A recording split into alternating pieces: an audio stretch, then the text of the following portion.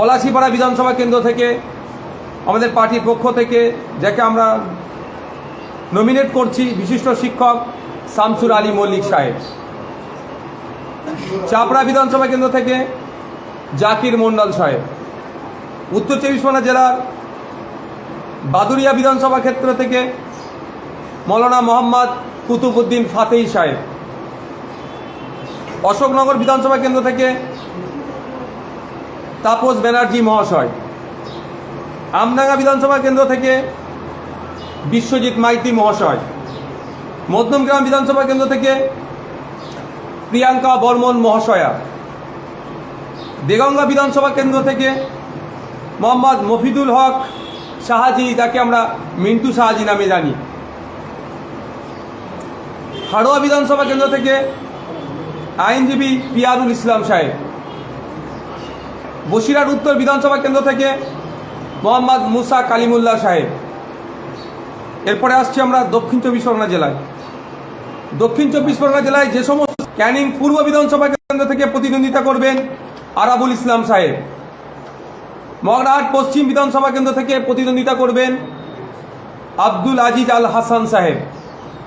ভাঙড় বিধানসভা কেন্দ্র থেকে প্রতিদ্বন্দ্বিতা করবেন মোহাম্মদ নওশাদ সিদ্দিকী। তারপরে আসছি আমরা হুগলি হরিপাল বিধানসভা কেন্দ্র থেকে প্রতিদ্বন্দ্বিতা করবেন আইএসএফের পক্ষ থেকে শেখ মুজাফফর আলী, যাকে আমরা মাজাদা নামেও চিনি।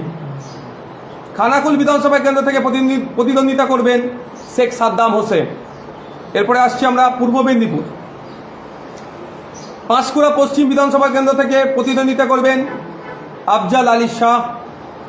নন্দীগ্রাম বিধানসভা থেকে প্রতিদ্বন্দ্বিতা করবেন বিশিষ্ট শিক্ষক ও মৌলানা মোহাম্মদ সবে মিরাজ খান। পশ্চিম মেদিনীপুর জেলার শালবনী বিধানসভা থেকে প্রতিদ্বন্দ্বিতা করবেন বিশিষ্ট শিক্ষক পীযূষ হাসদা মহাশয়। পশ্চিম বর্ধমানের বারাবণী বিধানসভা থেকে প্রতিদ্বন্দ্বিতা করবেন বিশ্বজিৎ বাউরি, বাপি বাউরি নামে যিনি পরিচিত। বীরভূম জেলার যে সমস্ত বিধানসভা কেন্দ্র থেকে আমাদের ইন্ডিয়ান সেকুলার ফ্রন্টের পক্ষ থেকে প্রতিদ্বন্দ্বিতা করছেন বোলপুর বিধানসভা কেন্দ্রের অধ্যাপক বাপি সরেন মহাশয়। মুরারই বিধানসভা কেন্দ্রের হজরত আলী, যাকে সওদাগর হিসাবেও এলাকায় তিনি পরিচিত।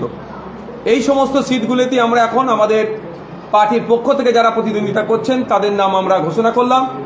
আর যে কয়েকটি সিট বাকি আছে আগামী বুধবার তথা পরশু দিনকে আমরা আমাদের সেকেন্ড পর্যায়ের লিস্ট আমরা ঘোষণা করব, প্রার্থীর লিস্ট। আমি এবং আমাদের রাজ্য নেতৃত্বরা লেফট ফ্রন্টের অফিসে গিয়ে সেখানে সিনিয়র মোস্ট লিডারদের সাথে বসে এটাকে একটা সুন্দর শেপ দিতে চেয়েছি। শেষ পর্যায়ে এসে কোনো রকমভাবে না এটা ব্যাঘাত ঘটে, সেই জন্য আমরা মধ্যখানে একটা দিনও রাখছি। আশা করব বামেদের কাছে শুরু থেকে আমরা যে ডিমান্ড রেখে এসেছি যে উত্তর চব্বিশ পরগনার ক্ষেত্রে বিগত নির্বাচনে যে 7টি সিট আমরা দিয়েছিলাম এবারেও সেই 7টি সিট দেব। এবং একটি সিট যেটা হচ্ছে বাদুরিয়া, বিগত নির্বাচনে আব্দুল সত্তার সাহেবের সম্মানার্থে ওই সিটটা ছেড়েছিলাম, কিন্তু এবছর আমরা ওই সিটটা নিয়ে 8টি সিট উত্তর চব্বিশ পরগনা আমরা কোনোভাবেই পরিবর্তন করতে পারবো না, এই মর্মে আমরা জানিয়েছিলাম। তার আগে অনেক সিটের কথা আমরা বলেছিলাম, স্বরূপনগর, রাজারহাট থেকে শুরু করে বাগদা, বনগাঁ,